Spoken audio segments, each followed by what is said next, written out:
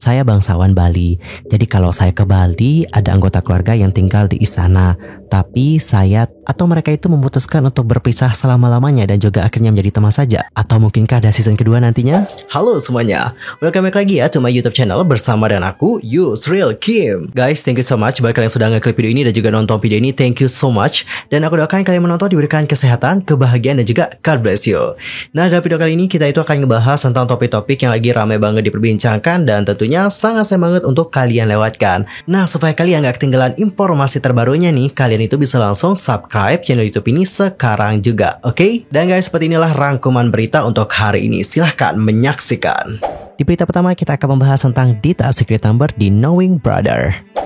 Dita Secret Number baru-baru ini hadir di acara Knowing Bros atau Knowing Brothers. Dan ini juga telah membicarakan banyak hal dalam program tersebut. Salah satunya adalah tentang latar belakang keluarganya. FYI, Knowing Brothers adalah salah satu variety show terpopuler dengan penonton terbanyak di Korea Selatan sejak mulai tayang setiap Sabtu malam di JTBC pada tahun 2015.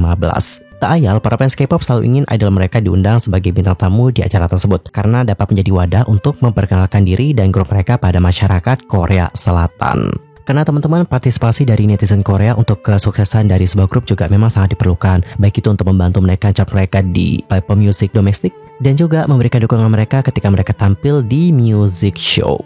Dan dalam episode terbaru nih, para bintang tamu yang diketahui merupakan idol K-pop dari luar Korea hadir dalam program tersebut. Dan mereka antara lain adalah Dita Secret Number dari Indonesia, kemudian Zhang Hao Zero Base One dari Tiongkok, Sok Matthew Zero Base One dari Kanada, Suki Pili dari Jepang, Eddie Ensign dari Amerika Serikat, Leader Black Swan Yani Patau dari Belgia, hingga Nefty Kiss of Life dari Thailand. Dalam episode ke-405 JTBC Knowing Bros yang ditayangkan pada tanggal 21 Oktober yang lalu, Hwang Suk-kyung, Park Jun-hyung, Ayumi, dan idol global lainnya mengadakan acara kompetisi mengenal kata-kata dalam bahasa Korea. Dan Dita memperkenalkan dirinya nih dengan bahasa Indonesia dan mendapatkan sambutan meriah dari para anggota tetap Knowing Brothers. Aku Dita dari Secret Number. Begitulah kurang lebih kata Dita Nuna dalam program tersebut di saat memperkenalkan dirinya. Dan tidak hanya memperkenalkan diri dengan bahasa masing-masing, para idol juga menampilkan kebolehan mereka nih menari dalam kompetisi dance global. Idol dengan nama lengkap Anak Agung Ayu Puspa Aditya Karang itu menampilkan tari Bali sebagai salah satu budaya Indonesia dalam kompetisi dance tersebut. Wih debak, secara tidak langsung Dita telah memperkenalkan tarian daerah dari Indonesia ke kancah global. Karena penonton dari Knowing Brothers juga bukan hanya netizen Korea saja, namun juga penggemar idol K-pop di seluruh dunia. Amazing! Dan dalam program itu, Dita juga sudah membahas tentang status atau nama kerajaannya dan menarik perhatian. Dita sendiri, seperti yang sudah kita bahas dan juga sempat kita singgung beberapa waktu yang lalu, itu menjadi idol K-pop dengan label keturunan bangsawan. Dia juga membeberkan namanya, yang dimana semakin panjang nama menandakan semakin tinggi status. Dita Secret Number mengatakan bahwa 3 kata sebelum nama Anak Agung Ayu artinya anak yang berharga, artinya bangsawan, dan 3 kata terakhir adalah namanya. Ketika ditanya apakah dia tinggal di istana karena seorang bangsawan, Dita Secret Number menjawab dengan mengatakan, saya bangsawan Bali. Jadi kalau saya ke Bali, ada anggota keluarga yang tinggal di istana, tapi saya tinggal di rumah. Mengenai statusnya sebagai seorang bangsawan, Dita Secret Number menjelaskan, saat ini saya tidak peduli tentang itu, saya hanya punya nama. Widih, Nuna Dita rendah hati banget ya, debak.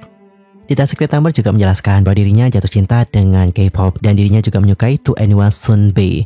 Jadi dirinya pun banyak melakukan dance cover. Saat dirinya masih duduk di bangku sekolah dasar dan juga sekolah menengah pertama, dirinya selalu mengambil peran sebagai Park Bum Sunbae.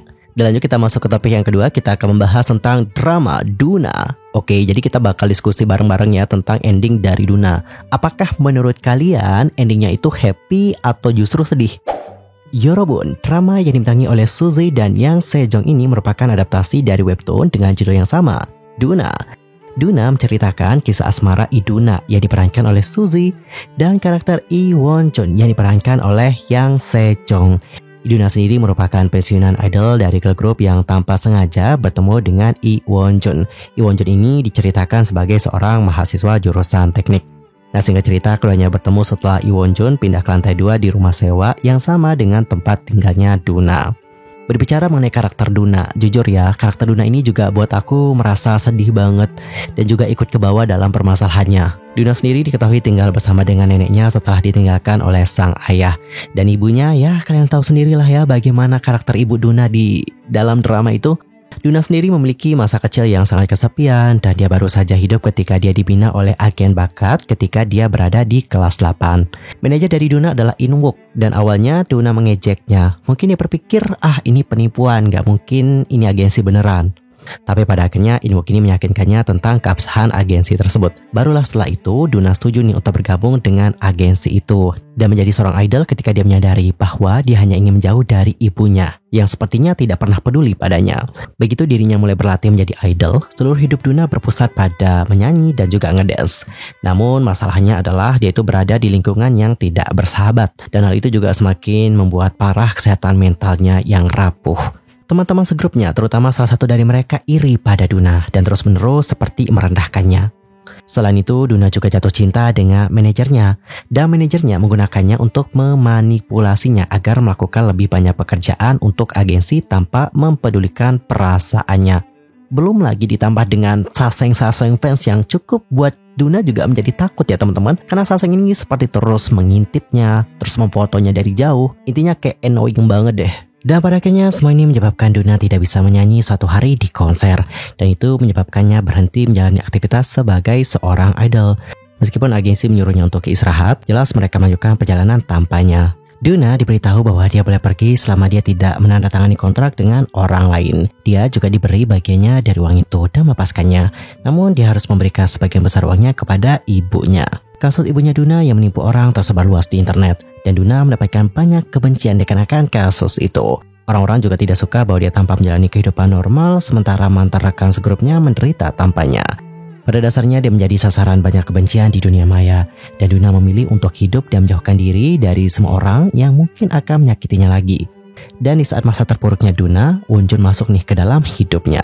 Lantas, apakah Duna dan juga Wonjun berakhir bahagia atau sedih? Seperti yang sudah kalian tonton dalam dramanya, Wonjun itu harus pulang sebentar saat kesehatan adiknya memburuk. Selama masa ini, bahkan Duna harus menghadapi beberapa kejutan yang tidak menyenangkan, bersama dengan kesepian karena tidak adanya sosok Wonjun. Agensinya mengiriminya pemberitahuan hukum karena mereka mengatakan bahwa dia memutuskan kontraknya secara tidak adil. Duna tahu bahwa dia terjebak dalam situasi sulit dan dirinya tidak punya pilihan selain kembali lagi ke grupnya. Adapun Wonjun, dia berbicara dengan Duna, di mana dia bertanya apa yang harus dia lakukan. Wonjun memberitahu Duna bahwa dia harus melakukan apa yang dia inginkan dan dia akan senang melihatnya di atas panggung karena dia selalu percaya bahwa Duna cocok untuk itu. Namun sayangnya Duna tahu bahwa ini jauh lebih rumit dari itu. Ini adalah manajemen mikro yang dilakukan agensi terhadap hidupnya dan kecemasan yang diakibatkannya yang telah mendorongnya untuk menjauh. Jika dia kembali lagi, lingkungannya belum tentu berbeda. Selain itu, dirinya juga akan terpaksa harus pisah dengan Wonjun karena agensi tidak mengizinkannya untuk memiliki pacar. Tak hanya itu saja, warganet juga akan melacaknya dan mencoba menghancurkan hidupnya. Karena hal itu termasuk dalam wilayah menjadi seorang idol. Bahkan Wonjun menyadari betapa mustahilnya situasi saat In-wook menyebutkan masalahnya dan memberitahu dia bahwa uang dipertaruhkan. Di akhir drama, digambarkan karir Duna sebagai seorang idol semakin sukses. Sedangkan Wonjun sudah lulus kuliah dan diterima bekerja sebagai PNS. Scene pertemuan terakhir keduanya yaitu Wonjun meminta maaf kepada Duna dan keduanya berpelukan sambil mengungkapkan kerinduan mereka. Lalu scene terakhir menunjukkan Duna dan Wonjun yang sedang berada di Jepang untuk pekerjaan mereka. Keduanya berpapasan dan mengambil jalan perlawanan. Wonjun dengan atasan di kantornya dan Duna dengan bodyguard dan manajer agensinya. Setelah scene tersebut tidak ada penjelasan lebih lanjut mengenai hubungan keduanya. Apakah bakalan lanjut atau tidak? Hal ini tentu membuat netizen mempertanyakan ending dari drama Duna.